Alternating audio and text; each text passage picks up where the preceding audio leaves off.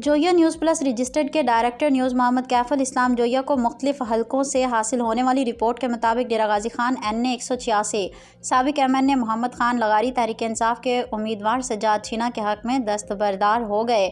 Lodhra NA 155 साबिक MNA मियाँ शफी कराही और MP पीर आमिर इकबाल शाह तहरीक इंसाफ के उम्मीदवार कैप्टन इज़्ज़त जावेद के हक में दस्तबरदार। फैसलाबाद NA 99 साबिक MNA नसरुल्लाह घुमन तहरीक इंसाफ के उम्मीदवार मलिक उमर फारूक के हक में दस्तबरदार। डस्का सियालकोट NA 73 साबिक MP बाउर रिजवान तहरीक इंसाफ के पैनल के हक में दस्तबरदार। सरगोदा NA 83 और NA 84 साबिक MNA आमिर चीमा और फैमिली तमाम सीटों से दस्तबरदार। झंग PP 131 साबिक MP इफ्तिखार बलोच तहरीक इंसाफ के उम्मीदवार आजम चेला के हक में दस्तबरदार। ननकाना साहब NA 111 साबिक MP तारिक बाजवा और साबिक MNA बिलाल विर्द तहरीक इंसाफ के उम्मीदवार अरशद शाही के हक में दस्तबरदार।